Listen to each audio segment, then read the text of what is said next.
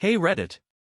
Never thought I'd be posting here, but here I am, mid-40s, sitting in a rental apartment I never planned to live in, telling strangers how my entire life unraveled.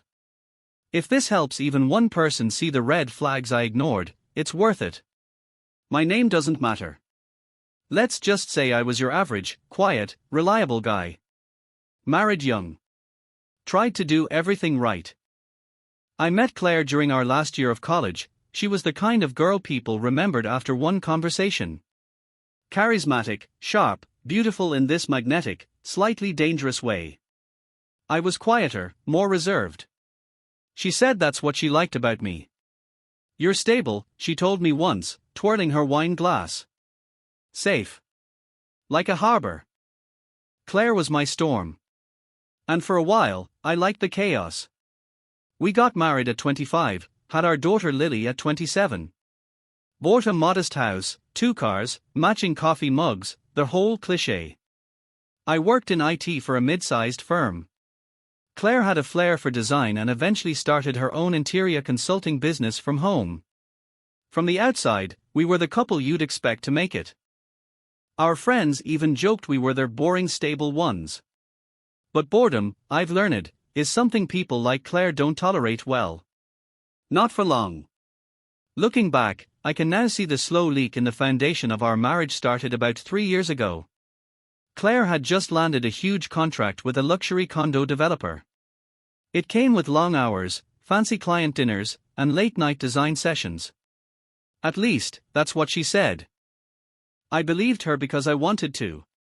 That's what love does sometimes. It makes you stupid. She started changing, bit by bit. New clothes, designer perfume, gym sessions that ran late into the night. Her phone suddenly had a passcode. She claimed it was to protect client info. Her laughter changed too. It used to be soft and spontaneous. Now it felt rehearsed. Especially when it came after a message she wouldn't let me see. When I brought it up, gently, she turned it on me. God, you're paranoid, she snapped one night as she peeled her fake lashes off in the mirror. Do you know how exhausting it is being married to someone so insecure? That's when the fighting started.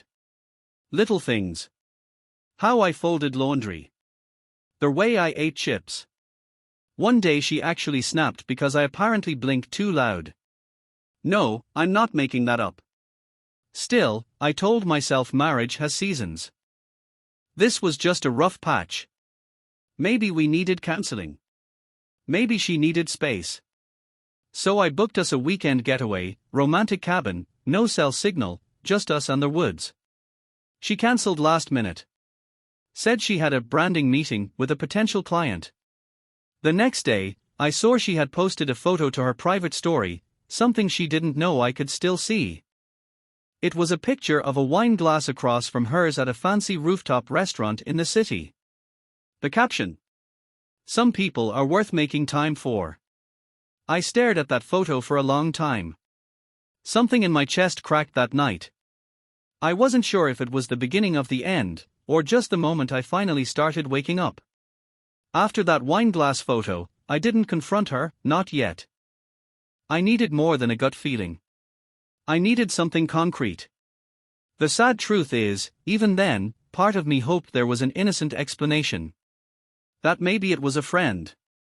A client. That maybe I was being paranoid like she said. Gaslighting works like that, eats at your ability to trust yourself. So I started paying attention.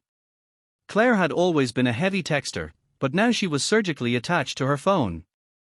If I came near, she'd lock it or flip the screen down. She never used to care if I glanced over while she was scrolling. Now, she guarded it like it held nuclear codes. She also started taking calls in the car, or stepping out onto the porch even when it was freezing out. Then there were the new habits, going to the gym at odd hours, dressing a bit too nice for a quick run to Target, wearing lingerie I hadn't seen in months. I remember once I joked, "Who's the lucky guy?" with a laugh. Her face tightened. She said, "Don't flatter yourself." That line stuck in my head like a splinter. Still, I stayed quiet. I began casually checking our shared account. That's when things got weird. Uber rides from random locations, charges from restaurants we'd never been to. Once, a hotel. She said it was for a client retreat. The room was in her name.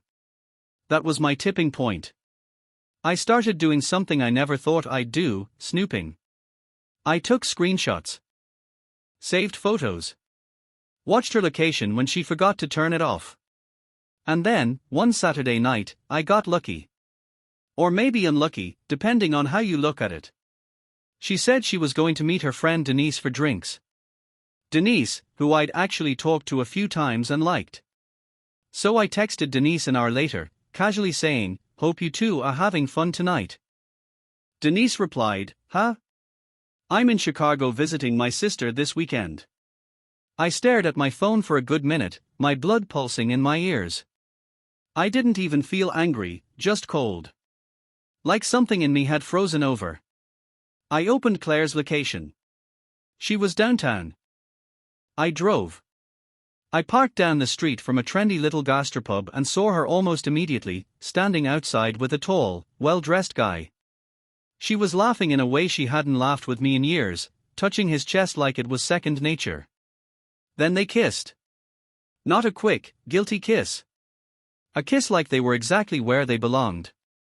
I took a photo, got back in my car, and drove away. I didn't cry. Not then. Not even when I got home and sat in our dark living room for hours. Just silence, save for the ticking of the clock and the sound of my whole life quietly rearranging itself. I didn't know what I was going to do yet. But I knew one thing, I would never see Claire the same again. The next morning, I didn't say anything. I didn't show her the photo. I needed to think. Needed a plan. Claire came home around 1 a.m., smelling like hotel soap and red wine, slipped into bed like nothing happened. She didn't even flinch when I shifted next to her. She just fell asleep. Cold. By the time the sun came up, I had made a decision, I'd confront her after Lily went to school. I didn't want our daughter anywhere near the wreckage I was about to uncover. I walked Lily to the bus stop like I always did. I smiled, cracked a few jokes. Pretended everything was okay. Because for her, it still should have been. When I came back, Claire was in the kitchen, sipping coffee like we were just another married couple with boring routines. I sat across from her. She barely looked up. I took out my phone, slid it across the table, and tapped the screen to show her the photo I took the night before. Her face didn't even twitch. "Oh," she said, casually. "You followed me." That's when I knew the woman I married was long gone. "You lied to me," I said. "Denise is in Chicago. You said you were meeting her for drinks." She gave a sarcastic laugh. "Wow. You really went all in with the detective act, huh? Checking my location. Texting my friends. Who is he?" I asked. "Calm. Too calm, probably. Someone who actually listens," she shot back. "Someone who doesn't just come home and collapse on the couch. Someone who makes me feel like I'm alive again." She said it like I had no right to be hurt. Like I had deserved to be cheated on. I stared at her for a while. "How long has this been going on?" Claire shrugged. "A year. Give or take. Not that it matters now, right? A year. A year of lies. A year of pretending. A year of sleeping beside me and kissing someone else." I asked the dumb question every betrayed spouse asks. "Why didn't you just leave me?" She looked at me like I was a child. "Because, genius, I needed stability." "You think I was going to start over from scratch while my business was growing? You paid for this house. You paid for everything. I just needed to feel something again, and I did." She actually smiled then. That smile was the part that broke me. She didn't even try to lie or deny it. She didn't shed a single tear. She didn't apologize. Claire had already moved on emotionally, physically, and mentally, long before I saw it coming. That's when I knew the marriage was dead. Not dying. Dead. Still, I didn't scream. Didn't throw anything. I just sat there while she finished her coffee, acting like it was any other Tuesday. I didn't want revenge in that moment. I just wanted the truth. And now that I had it, all that was left was deciding what the hell to do next. After Claire walked away from that conversation, I sat there at the kitchen table for what felt like hours. My coffee went cold. The sun moved across the floor. And my thoughts just spiraled. You think you'll lose your mind when your spouse admits to cheating. You imagine rage, yelling, breaking dishes, storming out like in the movies. But me? I felt empty. Not numb. Just, like someone had scooped out the inside of my chest with an ice cream scoop and left the shell to figure it out. I didn't follow her upstairs. Didn't ask more questions. I didn't even pack a bag. I just took the keys, got in my car, and drove. No destination in mind. Just away. Eventually, I found myself parked outside a bar we used to go to when we first dated. Back when things were simple. When forever didn't seem so fragile. I didn't go in. Just sat in the lot, listening to the engine tick and the sound of my own breathing. I stared at that photo again, the one of her kissing that man. I zoomed in. An unfamiliar face. Mid-40s. Fit. Confident posture. Expensive watch. Smug smile. He looked like someone who'd never been told no. She replaced me with that. I started thinking about everything I'd sacrificed over the years. The vacations I skipped to save for Lily's school. The promotions I turned down so I could be home for dinner. The nights I rubbed Claire's feet when she was stressed.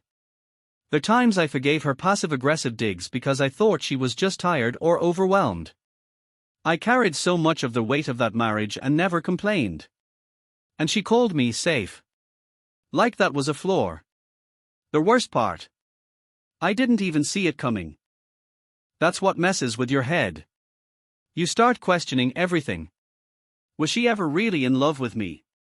Were the laughs, the memories, the inside jokes, all just filler until someone better came along? Eventually, I drove to my brother's place. He opened the door and took one look at me before stepping aside. I didn't need to explain.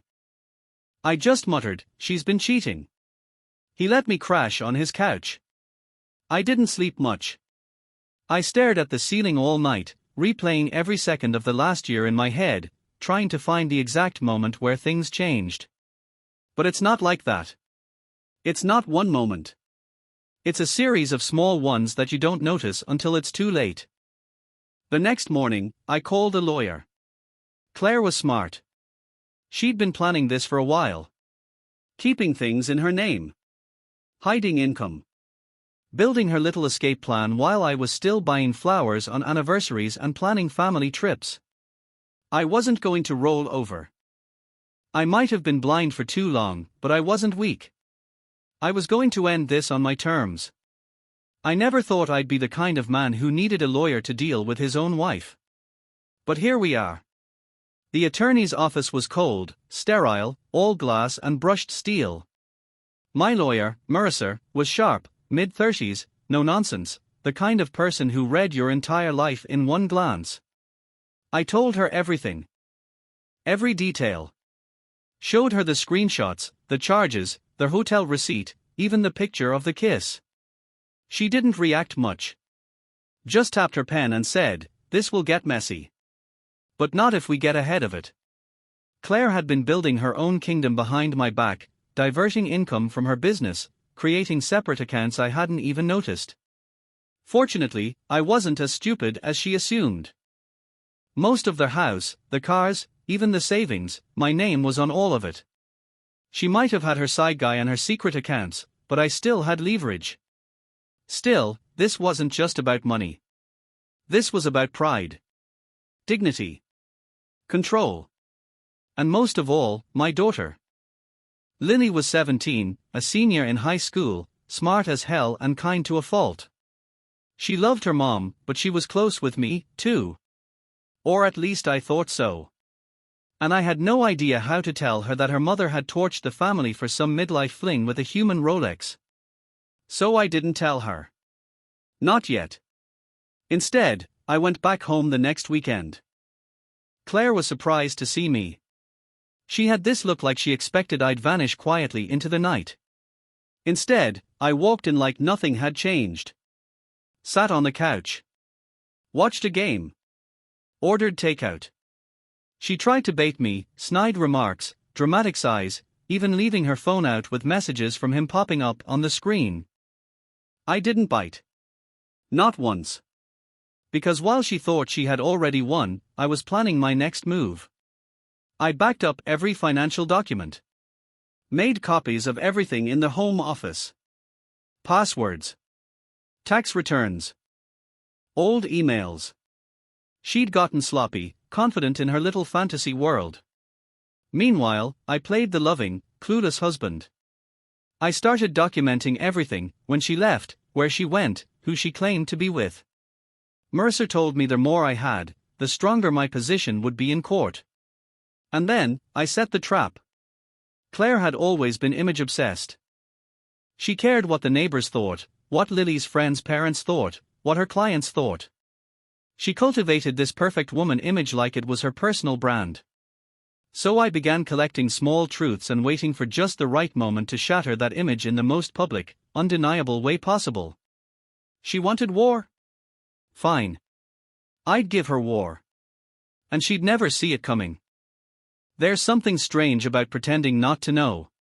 About letting someone lie to your face when you've already seen the receipts. You stop reacting, stop trying to fix things, and instead, you start watching.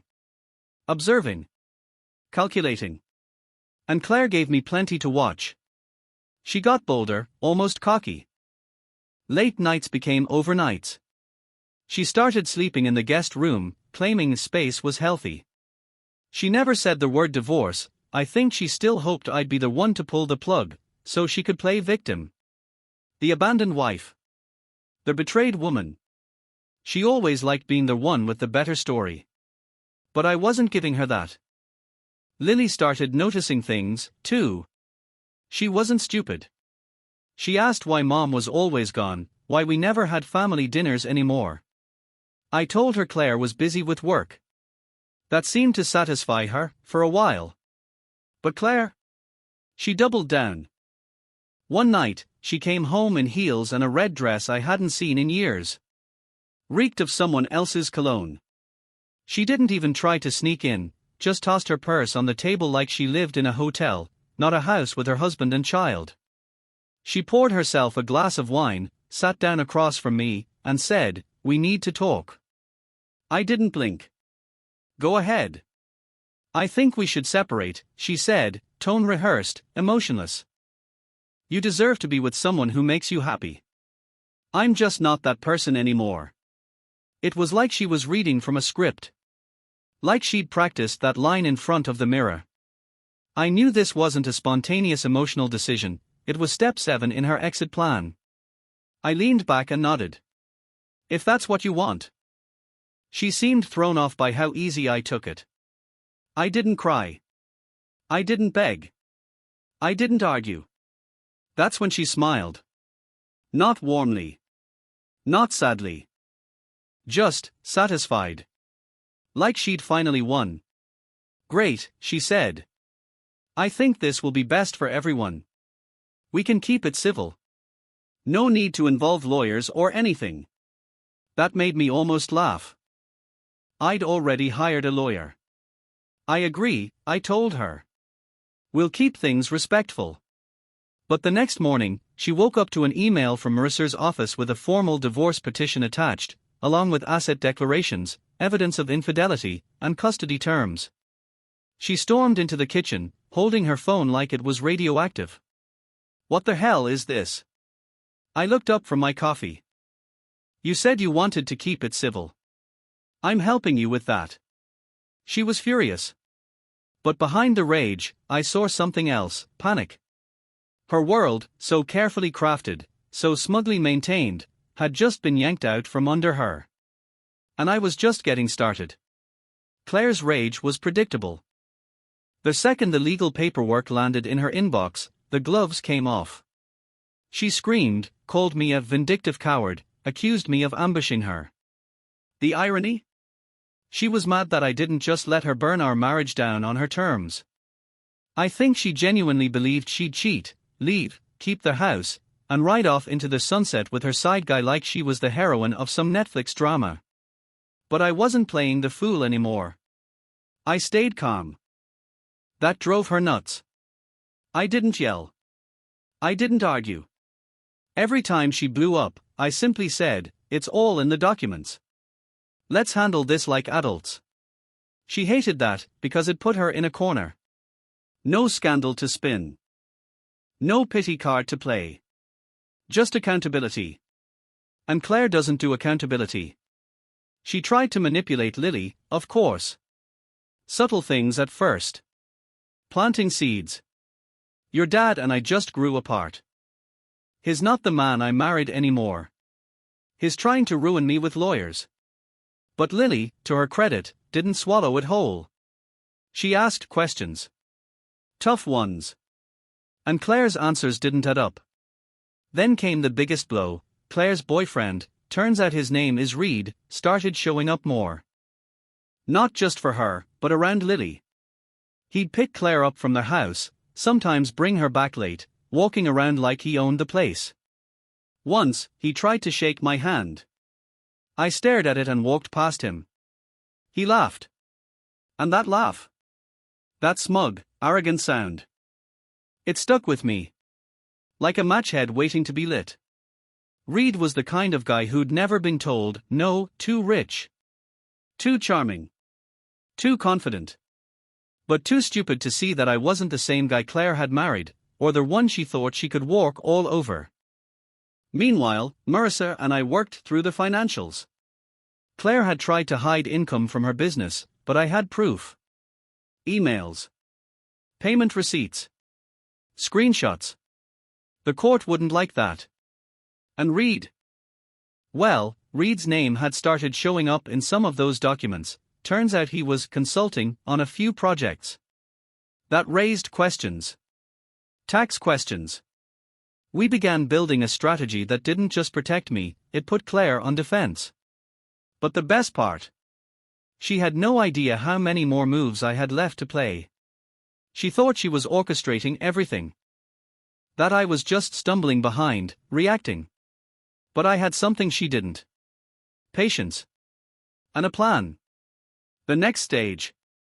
That would come at my daughter's engagement party. A moment Claire never expected to turn into a reckoning.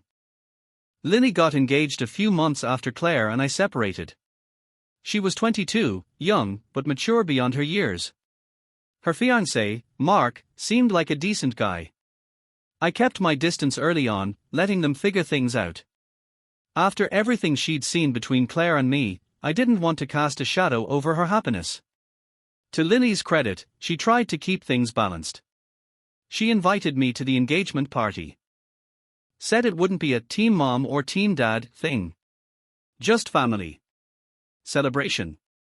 She looked me in the eyes when she said it, like she was begging me not to make it harder than it had to be. I promised I'd come. I meant it. The party was set in a rented event space, one of those trendy little places with fairy lights, catered charcuterie, and awkward speeches.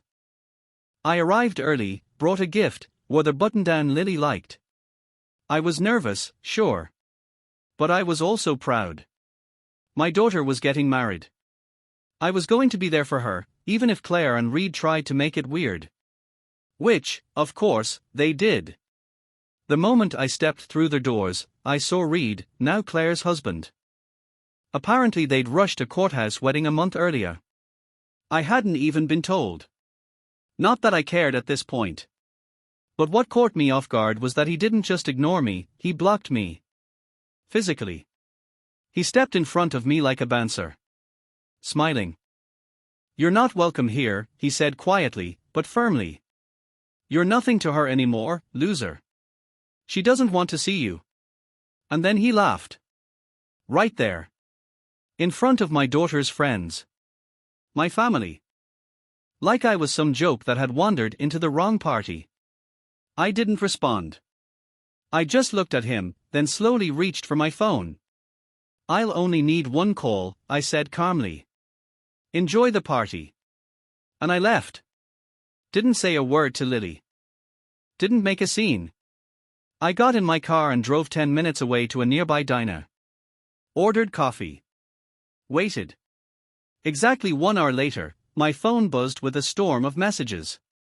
But the most satisfying moment came when Lily called me herself, crying. The engagement is off, she said, voice shaking. He stormed out. He threw the ring on the floor and screamed, "You never told me who your father really was." I didn't ask for details. I already knew. Because that one call I made? It wasn't to a friend. It was to someone who had been quietly helping me for months, a private investigator. And he had delivered the final blow. So let me rewind for a second and explain why that single phone call changed everything. Months earlier, after Claire had casually admitted to a year-long affair, I started wondering if that was the only affair. Something about how easily she confessed made me think it wasn't her first time. And when I looked at Lily, smart, kind, artistic, I started to notice small things. Features that didn't quite match mine. Mannerisms that mirrored Claire, but not me. It was like watching someone else's daughter wearing my last name. That thought haunted me. So I hired a private investigator, not to spy on Claire's new life, but to dig into the past. And after weeks of research, discreet DNA testing, and a few hushed interviews, the PI handed me the truth. Reed wasn't just Claire's new husband. He was Lily's biological father. Yeah. Let that one settle. Turns out Claire's friendship with Reed had started way earlier than I ever knew. Way before our marriage had begun to collapse. She'd been seeing him while we were still newlyweds. Lily was the result. Claire must have known, or at least suspected. But she kept quiet, probably hoping it would never come out. She used me to raise their daughter. I was the stable one. The safe one. The man who paid for everything while she maintained the image of a happy family. Reed. He got to sneak around in the shadows, knowing his child was being cared for by someone else. Probably thought it was funny. Until the party. The investigator had mailed an anonymous manila envelope to Mark, Lily's fiancé, scheduled to arrive the morning of the engagement party. Inside? A full breakdown of the DNA report. Photos of Claire and Reed from 20 years ago. A timeline. The truth. I hadn't planned on revealing it that day. Honestly, I hadn't planned on revealing it at all. I figured Lily deserved to be happy. Even if I wasn't her biological father, I was her dad. That never changed. But when Reed blocked me and laughed in my face. When he called me a loser at my own daughter's celebration. That was the last straw. I made the call. Asked the PI to text Mark and tell him to open the envelope now. The timing was perfect. Lily was giving a toast when Mark read it. Mid-speech. He interrupted her, asked her to come outside, and 20 minutes later, he was gone, leaving behind a ring and a silence no one knew how to break. Claire, apparently, lost it. Screamed at Lily. Tried to twist the story. But you can't lie your way out of science. I didn't go back. I didn't need to. Some truths reveal themselves without you saying a word. After the engagement party imploded, the messages came in like a flood. Missed calls. Voicemails.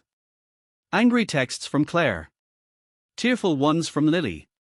Even a few messages from people who were at the party, some expressing shock, others asking if what they'd heard was true. I didn't reply to anyone for 2 days. Not because I didn't care. Because I needed space. I needed to breathe.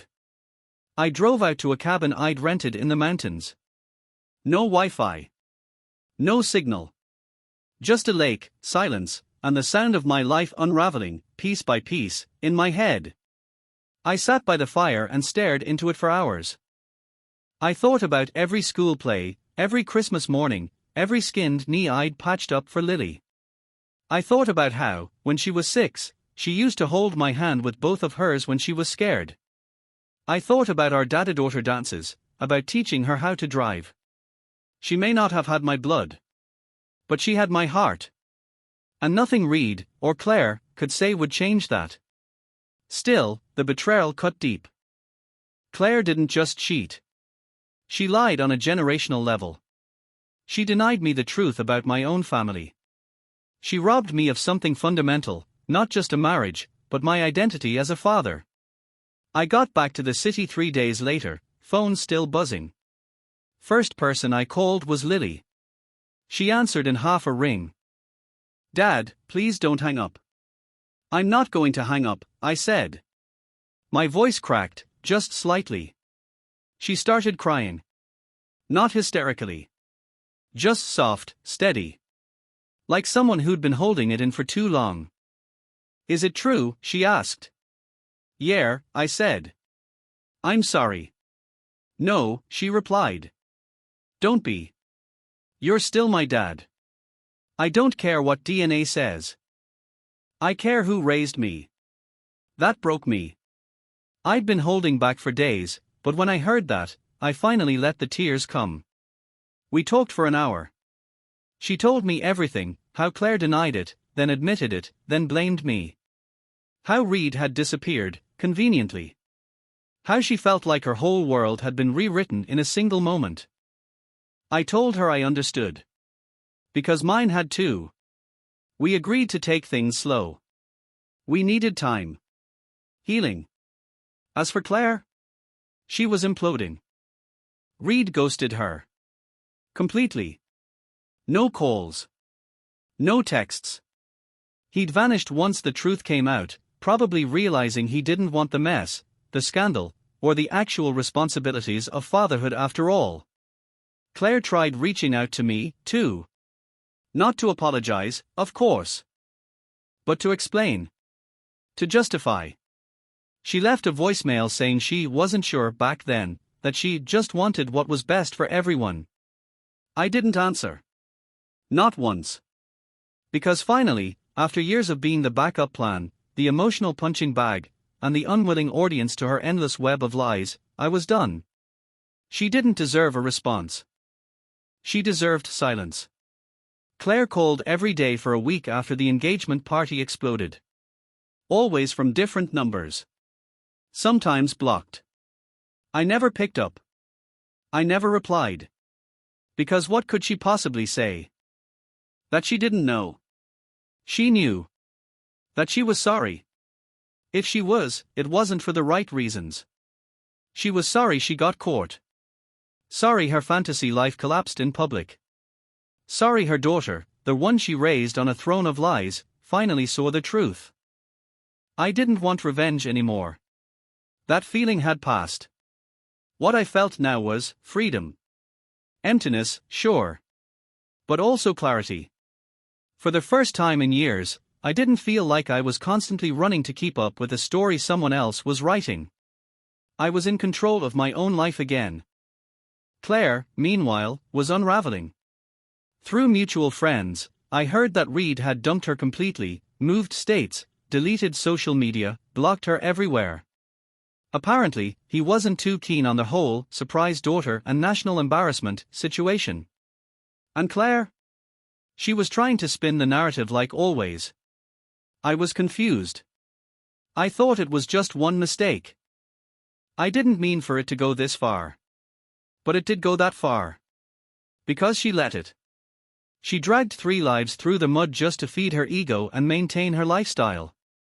She wanted to keep the comfort of one man while chasing the thrill of another.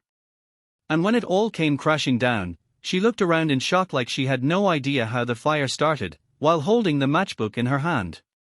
The divorce wrapped up shortly after the party. My lawyer was merciless. Claire lost their house, paid penalties for financial dishonesty, and walked away with a fraction of what she thought she'd get. I didn't do it to punish her, I did it because I earned what I had, and I wasn't going to let her steal it. I moved into a smaller place, closer to the edge of town. Not flashy. Just quiet. Peaceful. For the first time in years, I could actually hear myself think. Lily and I started meeting weekly. Coffee, walks, even a road trip to visit a college she'd deferred acceptance from because of the chaos. We talked about everything. Not just the drama, but the years in between. The memories we shared. She called me Dad, like it had never been in question. Because it never was. She told me she felt stupid for not seeing it. I told her that's how love works, blind spots are part of the deal. You don't doubt the people you trust. You just hope they never give you a reason to. And if they do, you learn to walk away without a word. After the smoke cleared and Claire's circus left town, there was this strange stillness. Like the moment right after a storm when everything is too quiet. No more shouting, no more lies, no more pretending. Just stillness. At first, I didn't know what to do with it. I'd been living in constant reaction mode for so long that peace felt suspicious. Like I was waiting for another shoe to drop. But nothing came. Just the steady rhythm of a new life, smaller, simpler, but real. I started focusing on myself for once. Got back into running. Caught up with old friends I'd pushed away during the Claire years. One of them, Jeremy, told me, "Man, you're laughing again. It's weird." And it was.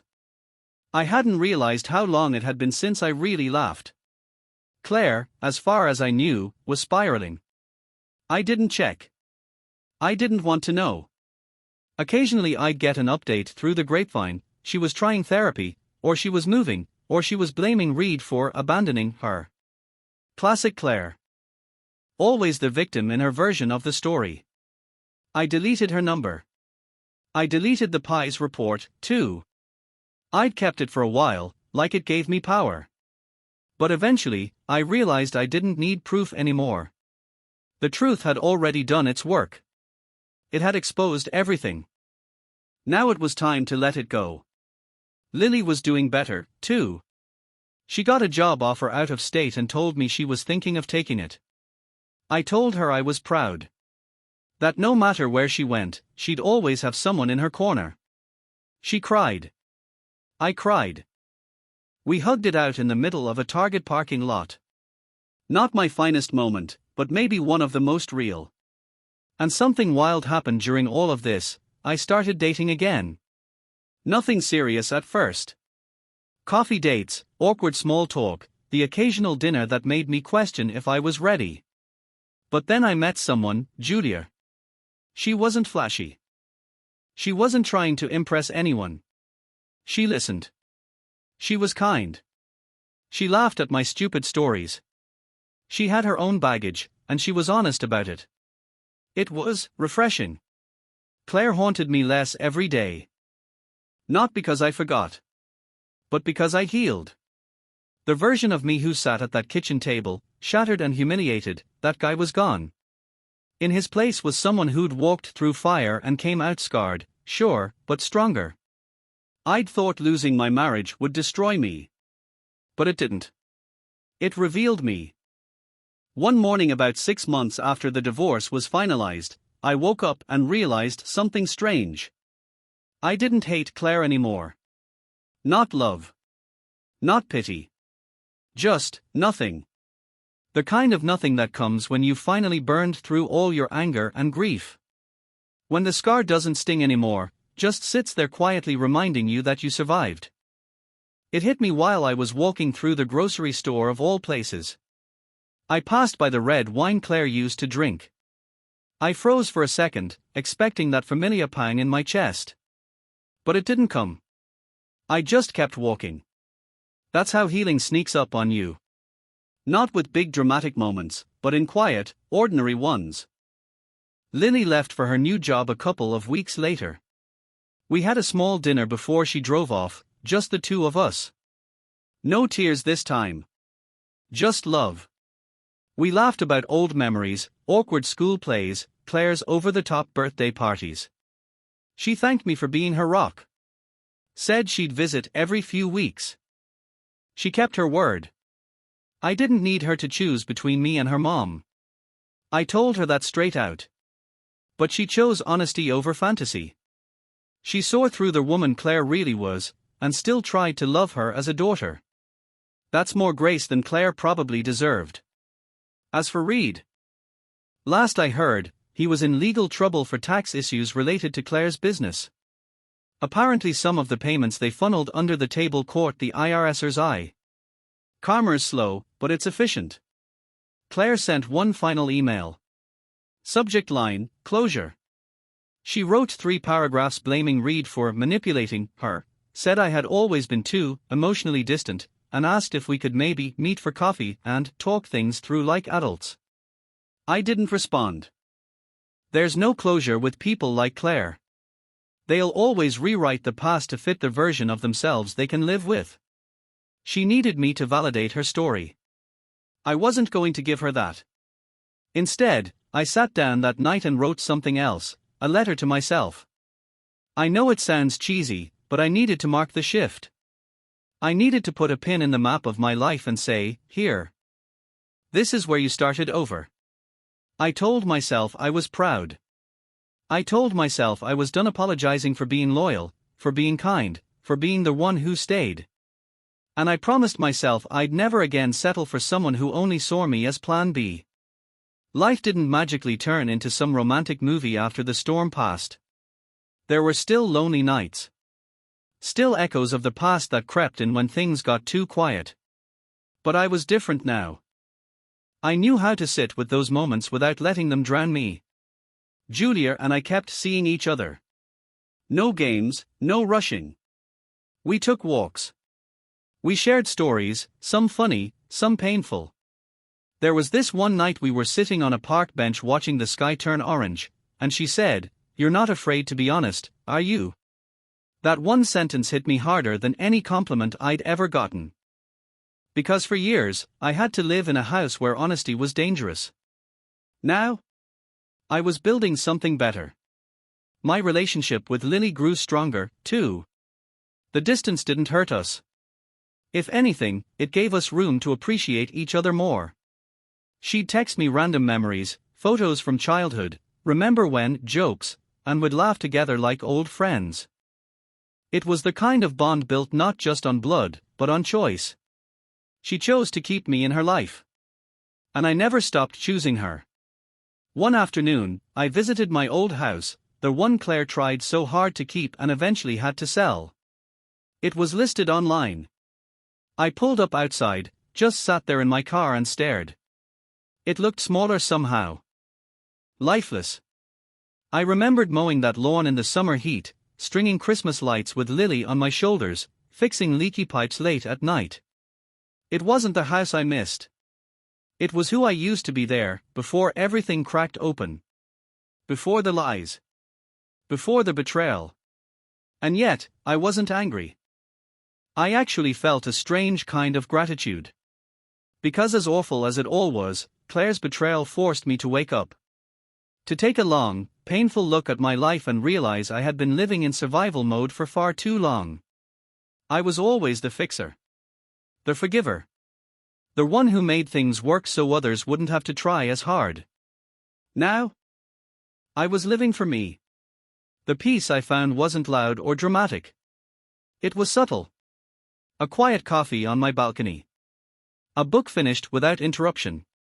A night's sleep without wondering who was lying next to me. That was my revenge. Not a dramatic confrontation. Not public humiliation. Just this, I was happy. And she wasn't. If you had told me 2 years ago that I'd be writing the end of a story that started with betrayal and ended in peace, I'd have laughed in your face. Back then, I couldn't see beyond the pain.